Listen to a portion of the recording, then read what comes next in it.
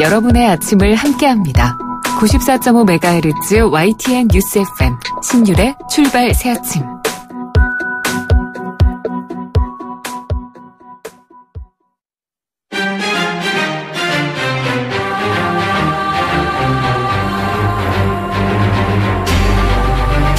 매일 아침을 뉴스로 깨웁니다.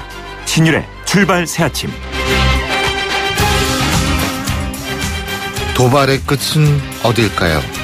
어제 국가정보원은 북한이 9월 9일에서 10월 10일 사이에 또다시 ICBM을 발사할 것 같다고 국회에 보고했습니다. 마치 몰아치듯이 모든 수단을 동원해서 도발을 하고 있는 북한. 그들이 원하는 것, 핵보유를 인정받아서 핵보유국으로서의 지위를 누리면서 제재 역시 풀어서 경제적 이득을 취하려 한다는 것은 확실하지만 이런 방식으로 그들의 목적을 달성할 수 있을지는 의문입니다. 미국을 비롯한 국제사회가 이를 받아들이기 만무하기 때문입니다. 그래서 문제는 더 심각한 겁니다. 핵과 미사일을 절대 포기하지 않을 것 같은 북한, 이를 용납할 수 없는 미국과 국제사회. 그래서 이런 상황이 치킨 게임이 될 수밖에 없는 겁니다. 그리고 바로 그런 이유에서 우리의 고민은 깊어질 수밖에 없습니다. 신율의 출발 새 아침, 오늘 순서 시작합니다.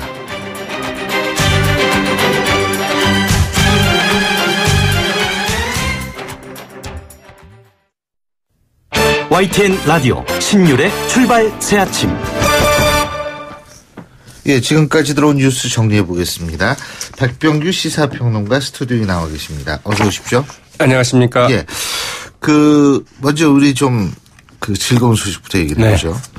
10월 2일이 임시 공휴일이 될 것 같죠? 그렇습니다. 네. 오늘 확정이 될 것 같습니다. 네. 언제 발표가 나오나 그랬는데 아마 오늘 확정을 할 것 같은데요. 예.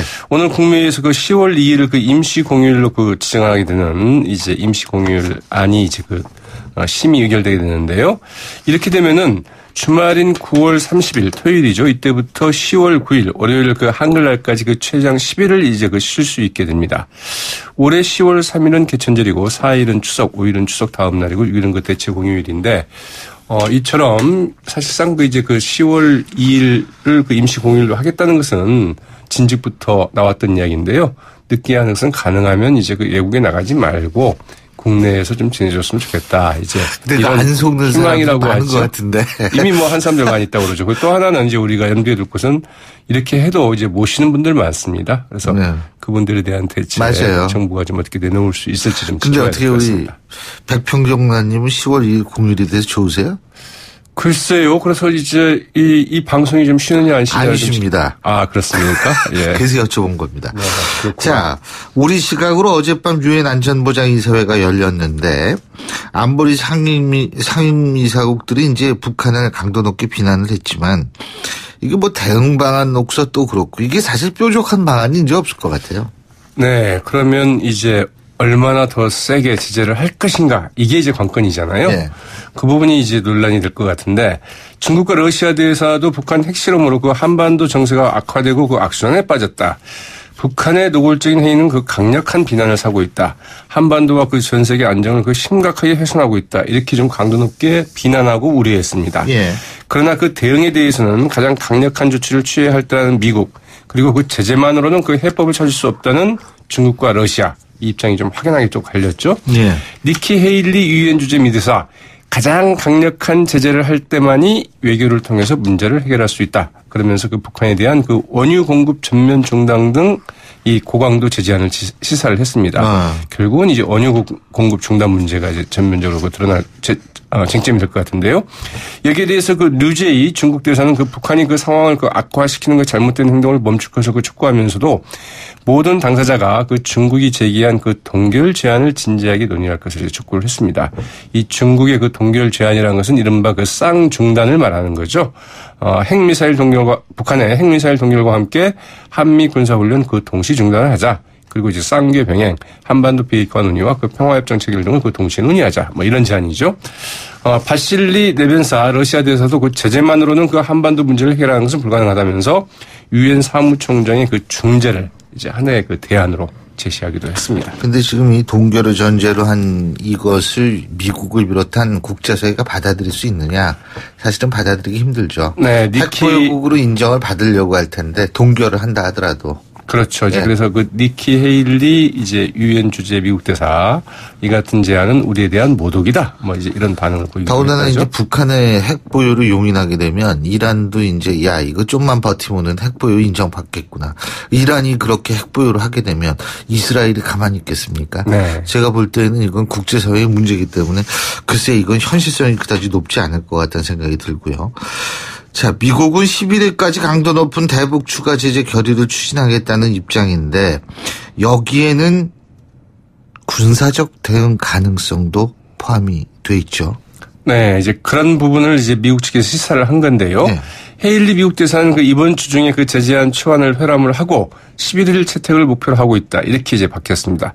이처럼 그 채택 일정을 구체적으로 제시한 것도 상당히 좀 이례적인데요. 헤일리 미국 대사, 북한 김정은이 그 전쟁을 고갈하고 있다면서 그 전쟁은 결코 그 미국이 원하는 게 아니며 지금도 그것을 원하지 않지만 우리의 인내에는 한계가 있다고 이제 이야기를 했습니다. 군사적인 옵션을 그 배제하지 않고 있다는 이제 그 시사로 풀이되고 있는데 네. 여기에 대해서 그 중국이 그 류제이 대사, 중국은 그 한반도의 그 혼란과 그 전쟁을 결코 허용하지 않을 것이다. 이렇게 즉각 이제 반발을 했다고 하죠. 그렇군요. 그리고 한미 정상이 어제 전화 통화를 했습니다. 그런데 이제 미사일 지침 탄두 중량 제한을 해제하기로 합의를 했다고 그러죠? 네, 사실상 그 한미 간의 그 미사일 협정을 폐기하게 되는 거나 마찬가지인 그 조치가 될 것 같은데요. 네. 이렇게 될 경우에 한미 두 정상 간 그 네 번째 전화 통화를 했죠. 그 문재인 대통령은 북한의 그 6차 핵실험에 대해서 이제는 이 차원이 다른 북한이 절감할 수 있는 그 강력하고 실질적인 대응 조치가 필요하다. 이렇게 얘기를 했습니다. 예. 트럼프 미 대통령 이에 공감하면서 그 대한 그 방위 공약을 그 재확인을 했다고 그러는데요. 문재인 대통령이 먼저 제안을 했다고 그러죠. 한미 미사일 지침상 그 탄두 중량을 그 전면 해제하기로 합의했다는 사실을 발표할 수 있다고 한다면 북한의 아주 강력한 응징 메시지가 될 것이라고 얘기를 했고 여기에 대해서 트럼프 미 대통령 이 승낙의 뜻을 밝혔다고 합니다. 그런데 트럼프 미 대통령 역시 이제 그 주한미군의 그 사드 배치 진행 상황이 어떻게 되느냐 이렇게 문재인 대통령이 물었고 문 대통령은 이 사드 임시 배치를 그 한국의 그 국내 절차에 따라서 최대한 그 신속하게 완료할 것이다 이렇게 이야기를 했다고 합니다. 네. 결과적으로 어제 통화에서 그 한미 양국 정상들은 그 사드 신속 배치와 미사일 탄두 중량 해제 서로 좀 주고받은 셈이 됐다고 봐야 되겠죠. 문재인 대통령이 그리고 푸틴 대통령하고도 통화를 했는데 그죠? 북한에 대한 원유 공급 중단을 언급했다고는 하는데 푸틴 대통령 사실상 그 이 외교적 해법을 더 강조했다 뭐 이런 그렇죠. 보도가 있더라고요. 네, 맞습니다. 이 북한에 대한 원유 전면 공급 중단은 굉장한 사실은 북한에 대한 정말 전면적인 그 봉쇄를 네. 뜻하는 것 아니겠습니까? 어제 밤 11시 30분부터 그 20분 동안 이제 이 푸틴 대통령과 통화를 가졌는데 트럼프 미 대통령과 문재인 대통령이 통화를 한 게 그 10시 45분부터 그 40분 동안이었거든요. 그러니까 네. 트럼프 미 대통령과의 그 통화가 끝난 바로 직후에 푸틴 대통령과 또 통화를 했다고 해야 되겠죠. 문재인 대통령은 그 대북 원유 공급 중단과 북한 해외 노동자 그 송출 금지 등 북한의 그 애화 수입원을 그 차단할 방안을 유엔 안보리에서 그 진지하게 그 검토할 때다 이렇게 얘기했습니다. 네. 이 문 대통령이 그 대북 제재 조치로 그 대북 원유 공급 중단과 그 북한 해외 노동자 그 송출 금지를 이제 언급한 것은 이번이 처음인데요. 이 중국 그 샤먼에서 열리고 있는 그 브릭스 정상회의에 그 참석 중인 그 푸틴 러시아 대통령 이 브릭스 정상회의에서도 북한의 그 6차 핵실험을 규탄하는 그 선언문이 채택이 됐다. 그러나 그 선언문에서도 그 한반도의 핵 문제는 오로지 그 외교적 방식으로 그 해결할 수 있다고 합의했다면서 6일부터 블라디보스토크에 열리는 그 정상회담에서 추가적으로 이 문제를 논의를 하자 이렇게 얘기했습니다. 그때도 이제 한러 정상회담이 좀 예정돼 있죠. 예. 그리고 김희수 헌법재판소장 후보자의 국회 인준처리 어제도 무산이 됐네요. 네, 그 김장경 MBC 사장에 대한 그 체포영장 발부에 반발해서 지금 자유한국당이 그 국회 전면 보이콧을 하고 있지 않습니까? 예. 그리고 이제 여기 이어서 그 바른정당도 그렇다면 우리도 그 좀 참석하기 곤란하다. 이 표를 불참을 잘 밝혔고요. 이어서 이제 결정적으로 국민의당도 선 국회 정상화 후 인준안 처리를 주장하면서 그 표결 불참 의사를 밝혀 결국 상정 자체가 어렵게 됐습니다. 예. 이 극중주의를 가겠다는 그 안철수 당대표의 그 국민의당의 그 중간 노선의 그 한사를 보여주었다. 이런 평가도 나오고 있는데요. 예. 이 국민의당 그 김동철 원내대표 어제 그 이제 김민수 후보자에 대한 그 보수층의 반감, 예. 더불어민주당의 그 인준 찬성, 예. 보수야당의 그 인준 반대 입장 등을 거론한 뒤에 이렇게 이야기를 했습니다. 이 가결이 되면 예. 국민의당이 인준 반대 측 비판을 받을 테고 예. 부결이 되면 인준 찬성 층이 국민의당 때문에 부결됐다고 하는 한국 정치의 딜레마가 있다 이렇게 이야기를 했다고 그러는데요. 예. 이게 바로 이제 그 국민의당의 딜레마가 아닐까 싶기도 한데 예. 자유한국당 오늘도 그 국회 보이콧을 이어가기로 했고요. 정우택 원내대표가 하기로 돼 있던 교섭단체 대표 연설 오늘 그 안 하기로 했다고 하죠. 예. 자, 오늘 말씀 여기까지 듣겠습니다. 고맙습니다. 네, 고맙습니다. 예, 지금까지 백병규 시사평론가였습니다.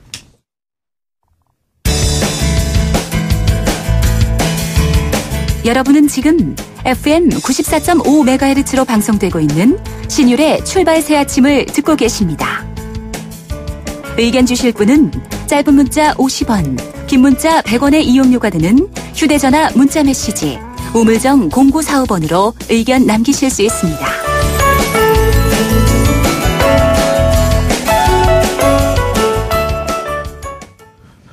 북한의 6차 핵실험 도발 이후에 어제 국회 국방위가 긴급 소집됐는데 어떤 얘기들이 오갔는지 한번 직접 들어볼까요? 국회 국방위 위원이시죠? 더불어민주당 이종걸 의원 연결하겠습니다. 이 의원님 안녕하십니까? 예, 안녕하셨어요. 예. 이종걸입니다. 그 일부 보도에 따르면 6차 핵실험 여부 우리 정부가 이게 미리 파악하고 있었다 없었다 지금 이게 또 작은 논란거리인 것 같은데 어떻게 보고받으셨죠? 핵실험은 6번째인데요. 네. 3월 이후부터 준비가 완료됐다는 것이 포착된 상황이었고 우리 정부도 3월부터 북한이 이전과 다른 양상의 핵실험을 할 가능성이 높다 이렇게 밝혀왔고요. 네. 올해만 이제 15차례 미사일 시험 발사했지 않습니까? 네. 미사일 성능이 어느 정도 고도화되면서 핵실험은 정확한 날짜는 모르지만 예정된 것이었습니다. 근데 이제 정확한 날짜를 제대로 알아야 되는 것 아닌가 이런 목소리가 있어서 여쭤본 거거든요. 뭐 3월부터 언젠가는 하겠지 이 얘기인데 그 언젠가는 것보다는 사실 좀 정확하게 야, 이 움직임을 보니까 이제 언제쯤 하겠다 이렇게 이 정도는 돼야 되는 것 아닌가 이게 이제 보도의 내용이거든요. 예, 날짜와 시간까지는 뭐 이렇게 정확하지는 않았습니다. 그러나 대략 할 것이다라는 정도의 그런 파악은 하고 있었습니다. 예. 또 하나는 뭐냐 하면 이게 지금 6차 핵실험의 위력에 의해서 수소폭탄이냐 아니냐 이 얘기인데 이것도 지금 사실 좀 논란이 되고 있는 게 네. 우리의 지진계가 5.7을 가리칠 때 중국과 미국의 지진계는 6.3 예. 그리고 그 일본의 지진계는 6.01인가요? 이렇게 6을 네. 넘게 가르치고 있었다. 예. 가르치고 있었다. 이 부분인데 이 부분은 어떻게 들으셨어요? 예, 북한은 이제 수소탄이라고 그랬는데 수소탄까지는 아니고 지금 파악하기는 증폭 핵분열탄이다 해서 재래 핵무기와는 한 중간 정도 되는 수소폭탄과 뭐 상당히 위협적이고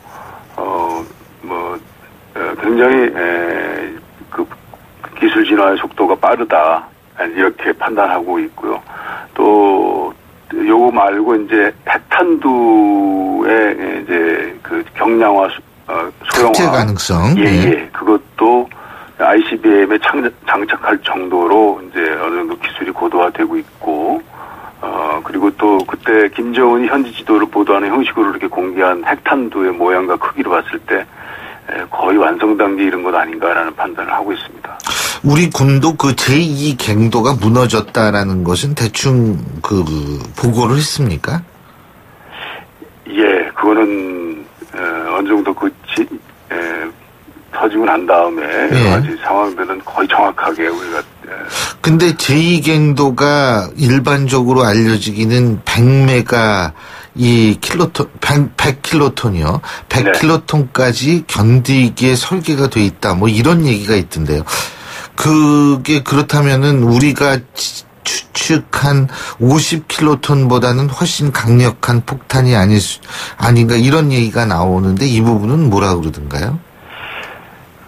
예, 그건 이제 지금 꼭 핵분열탄일 가능성이 높다라고 하는 것이 이제 그런 강도를 이제 파악한 측정에서 나온 것인데요. 우리가 예측하기에 가장 강력한 정도의 이제 가공할 힘을 가지고 있다. 뭐 그런 거는 뭐 이제 더 이상 의심할 필요는 없을 것 같습니다. 구체적으로 한 번에 한 200만 정도의 우리 인명을 손상시킬 수 있을 정도의 강력한 것이고, 그리고 그것이 대륙간 탄도탄의 거리에도 미치는 것이고, 예. 이제는 북한의 기술 진화를 뭐 됐다 안 됐다가 이렇게 큰 의미는 없다. 예컨대 지금 재진입이라는 게 약간 좀 미지수고요. 그리고 여러 가지가 있긴 있습니다만 이제 그거는 시간이 있을 뿐이지 지금 현재로서는 북한이 지금 이 상태에서는 중단할 가능성이 없고 계속 진행될 것이기 때문에 대부분이 다 북한이 원하는 목표치 완성도는 이룰 것이다 라고 생각하고 모든 것들을 파악해 나가야 되지 않겠나. 앞으로 미래 전략을 파악해 나가야 이렇게 생각하고 있습니다. 죄송합니다. 제가 정정을 하겠습니다. 제2 갱도가 견딜 수 있는 이 폭탄 규모는 100킬로톤이 아니라 200킬로톤까지라는 사실로 정정을 드리겠습니다. 그러니까 이게 무너졌다는 건 200킬로톤 이상이 되는 것 아닌가. 만약 그렇다면 수소탄이라고 추정할 수 있는 근거가 될 수 있지 않을까 해서 여쭤본 거고요. 그리고 또 하나는 또 쏜다며요. 그 ICBM인가 뭔가 하는 거예요. 예? 예, 지금 이제 올해만 15번의 이제 미사일 발사를 했는데, 점차 소형화 경량화 됐고 오늘 이제 그 핵이 15개 내지 20개에 그리고 ICBM 한 6,000개 정도가 있다고 그러니까요. 그 미사일 그 경우는 그러니까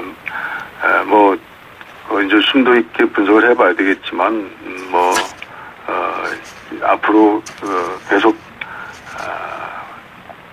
9월 9일, 10월 10일 맞춰서 추가 도발 징후를 포착을 했고요.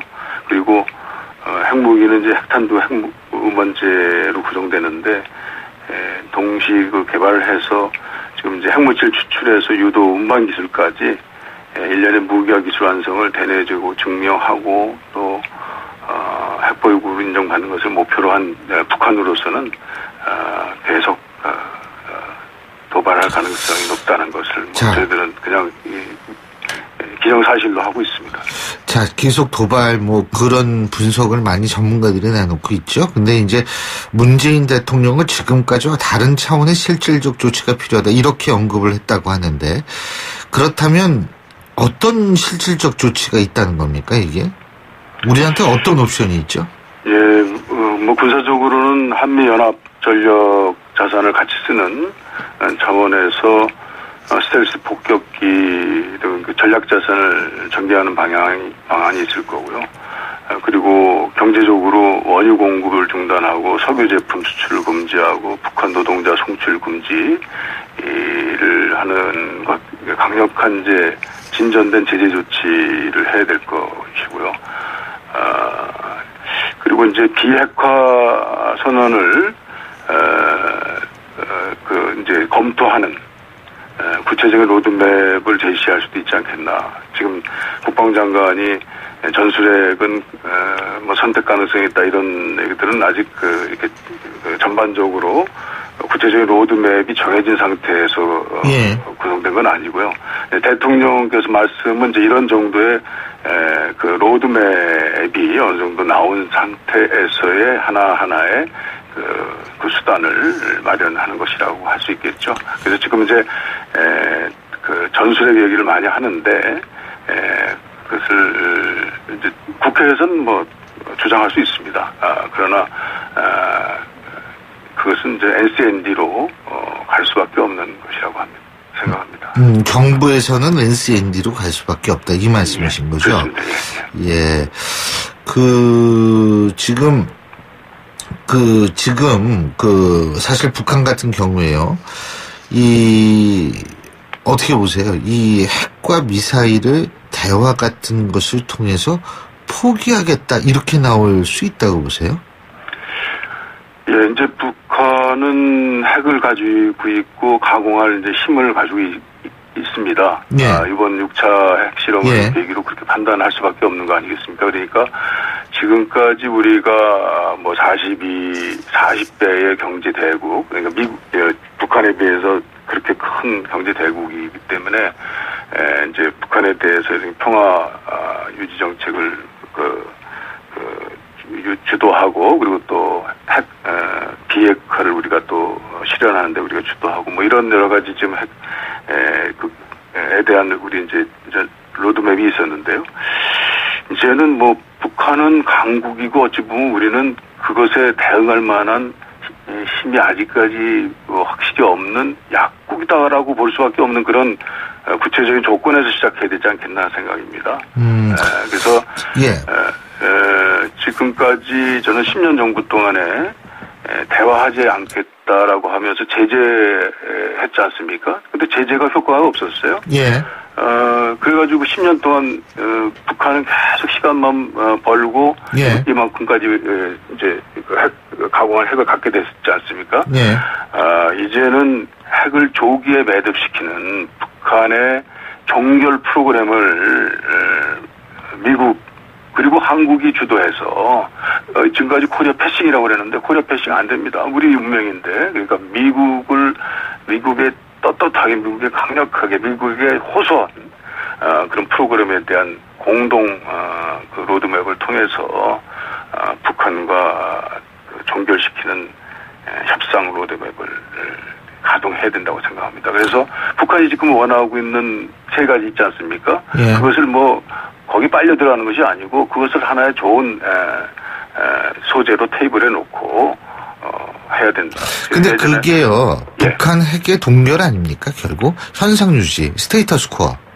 그러니까 지금은 이제 미국은 핵을 폐기하기 전에는 우리 대화하지 않겠다라고 하는데 그렇죠. 그것은 그렇게 되면 이제 앞으로 계속 더 고도화되는데. 근데 동결을 했을 경우에는 북한은 핵을 인정받는 것이고 결국은 핵 보유국으로서의 지위를 누리겠다는 북한의 목적이 달성되는 거 아닌가요? 그럴 수 있습니다. 근데 미국 입장에서는 이제 북한도 하나의 체제이기 때문에 예. 지금까지의 북한이 죽음을 불사하겠다라고 하는 것이기 때문에 핵이 무서운 건데 지금까지 핵이라는 것은 사용하기 위한 핵이 아니지 않습니까? 뭐 예. 소련에 6,000개의 핵무기가 있다고 해서 미국이 두려워하지 않잖아요. 그거는 치킨 게임을 안 하고 있기 때문에 러시아가 그렇기 때문에 북한을 그런 방식으로 이제 돌리고 다만 미국이 걱정하는 그 테러 단체 뭐 IC라든지 SR 뭐 이런 단체에 북한이 핵을 확산시키는 그런 것이 아닌 것이라고 한 가지만 한다면 말씀 도중에 한 가지만 여쭤보겠습니다. 네.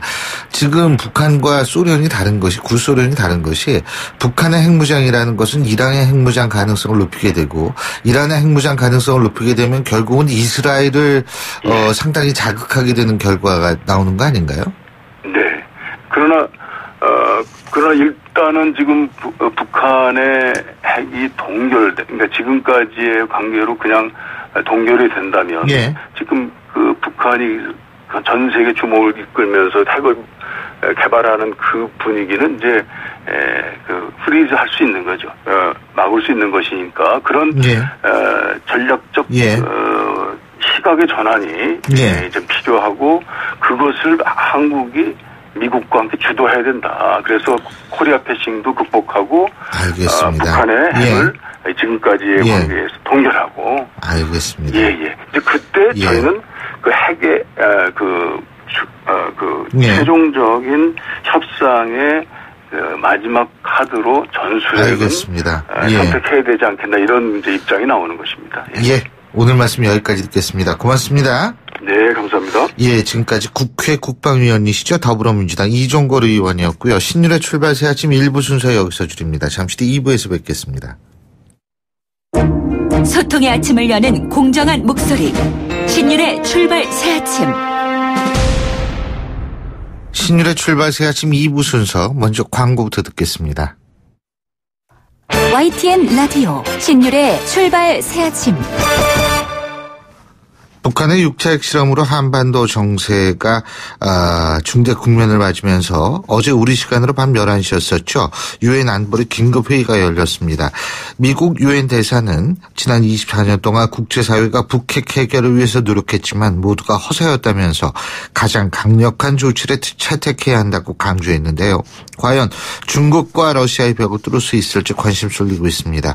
전 유엔 대사시죠. 오준 대사 전화 연결해서 자세한 입장 들어보겠습니다. 오 대사님 안녕하십니까?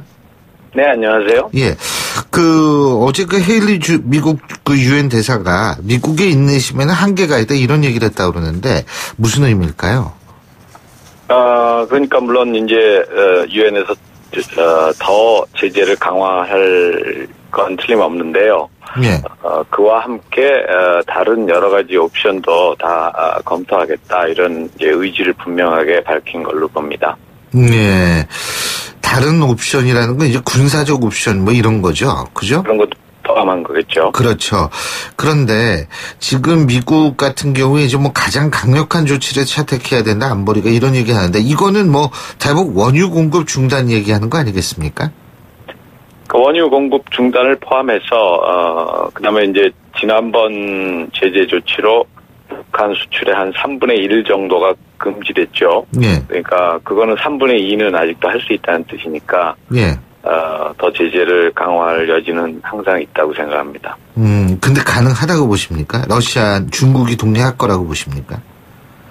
러시아, 중국도 지금 이번 실험은 과거 다른 어떤 핵실험보다도 몇 배 이상 강력하기 때문에 러시아, 중국도 핵을 가진 나라로서 이런 실험의 의미를 충분히 인식하고 있다고 생각합니다. 그러니까, 그때 제가 어느 정도 강한 제재가 나올 건지 예단할 수는 없지만, 저는 협조할 걸로 봅니다.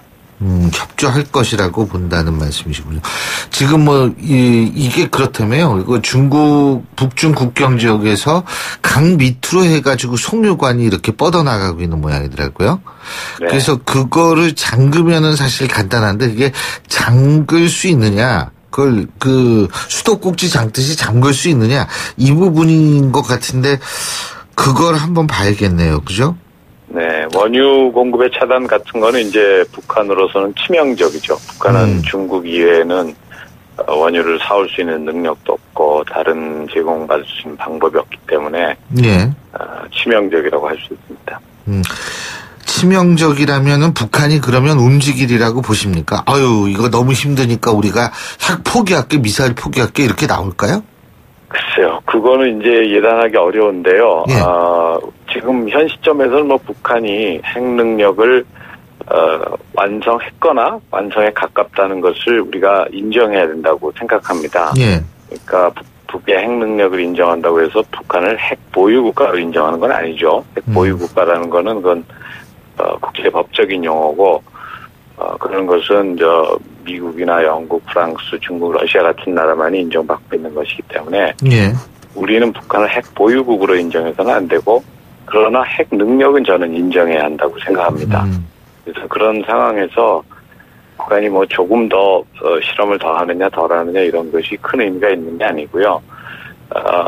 두 가지 노력을 해야 되는데 하나는 북한이 핵 능력을 포기하게 만드는 어떻게 하면 포기하게 만드느냐 하는 것과 또 다른 하나는 우리가 북한의 핵 위협에 맞서는 핵 위협을 상쇄시킬 수 있는 우리의 방위 능력을 가져야 된다 하는 그 두 가지에 집중할 때라고 저는 생각합니다.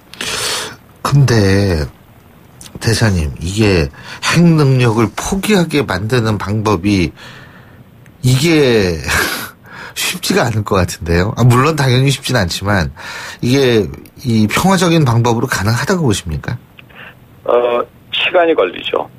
저는 근데 지금 20년이라는 시간이 흘렀지 않습니까? 20년 넘는 시간이. 그죠? 네. 근데 이제 북한은 지금은 핵 개발의 완성에 총매진하고 있기 때문에, 자기네 스스로가 이 정도면 됐다 하는 시점이 반드시 올 겁니다. 아마 가까운 시일에 올 겁니다. 예. 그러면은 이제 그 다음에는 예를 들어서 경제 개발이라든지 뭐 개혁이라든지 이런 걸 시도할 텐데 자신들의 요구를 드러내겠죠. 그렇죠. 예. 그 시점이 저는 이 제재가 효과를 발휘할 수 있는 시점이라고 생각합니다. 그러니까 핵을 포기하지 않고서는 경제 개혁도 불가능하고 개방도 불가능하고 주민들의 삶을 개선하는 방법이 전혀 없다.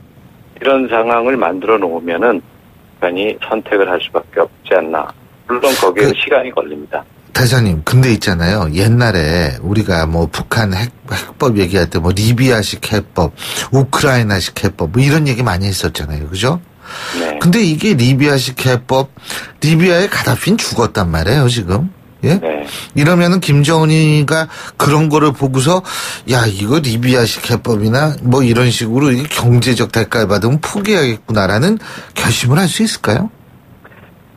그런 상황이 이제 실제로 오게 되면요. 예. 이런 현재와 같은 국제적인 제재 하에서는 경제 개발이나 주민들의 삶의 질을 개선하거나 이런 것이 전혀 불가능하다 하는 그런 시점이 오면은 그러한 것을 하지 않고서는 주민들의 지지를 계속 받기 어렵다 하는 그런 상황이 된다고 저는 보거든요. 그런 상황에서는 선택을 할 수밖에 없을 거라고 생각합니다. 그러니까 그 동결을 전제로 협상을 한다거나 이런 거는 절대로 하지 말고 능력을 어떻게든 포기시키게 만들어야 한다. 일단은 이렇게 이해를 해도 되겠군요. 그죠?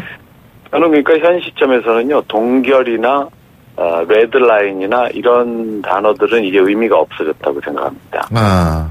북한이 핵 능력을 가졌다 이렇게 추정하고 모든 예. 우리의 대응을 검토해야 된다고 생각합니다. 알겠습니다. 두 번째, 핵 위협을 상쇄할 수 있는 능력을 확보해야 된다 이런 말씀하셨는데 이거는 결국은 전술핵 같은 것들을 우리가 가지고 있어야 한다라는 의미로 받아들여도 되겠습니까? 그렇죠. 결국 과거의 다른 나라의 경우를 봐도 핵에는 핵밖에는 대응 방안이 없었던 그러니까 비대칭성 무기라 그러죠. 그죠? 예. 네. 그렇기 때문에 우리가 자체로 핵을 개발하지 않는 한 미국의 핵 우산에 의존할 수밖에 없는 거죠. 그러니까 핵 우산에 대한 방위를 보다 확실히 하는 것이 가장 빠른 방법이라고 생각합니다. 그리고 미국 같은 경우에 지금 당장 세컨더리 보이콧 같은 경우에 나설 수 있다. 근데 세컨더리 보이콧을 나선다는 의미라는 거는 미국이 모든 수단을 사용할 수 있다라는 의미다. 이런 해석도 있던데 어떻게 보십니까? 그렇죠. 세컨더리 보이콧은 결국 중국에 대한 최대한의 압박이라고 생각합니다. 예. 이미 지난 7월 말에 채택한 그 입법으로 어느 정도 되고 있지만 그걸 더 강화해서 북한과 같은 거래를 하면 일체 미국과는 거래를 못한다 하는 이제 그런 개념이니까요. 중국에게는 특히 압박이 될 수밖에 없겠습니다. 근데 그 쉽게 쓸 수 있을 거라고 보십니까? 예, 저는 지금 미국이 이 상황에 대한 인식을 가지고 있는 걸 볼 때는 예. 그런 방법, 그러니까 군사적 수단 이외에 다양한 모든 방법을 사용할 거라고 봅니다. 지금 현재 우리 정부의 외교적 입지와 대응은 어떻게 평가하십니까? 지금 뭐 우리 정부가 상황을 충분히 잘 인식하고 있다고 생각하고요. 제가 아까 말씀드린 것처럼 결국 어떻게 하면 북의 핵을 포기하게 만드느냐 이것을 이제는 좀 장기적인 과제가 되기 시작했다고 저는 보는데요. 그런 노력과 또 우리가 이제 방위 능력을 강화하는 노력 그 두 가지를 검토하고 있다고 저도 봅니다. 예, 장기적이라고 말씀하셨는데 그게 어느 정도 장기입니까? 글쎄요, 그걸 뭐 예단할 수는 없지만요. 예. 북한이 지금 북한이 이제 핵 실험을 이번에 6번째 했지만 예. 미사일 실험을 한두 번 더 할지 모르지만 저는 그런 정도 후에는 멈출 가능성이 있다고 생각합니다.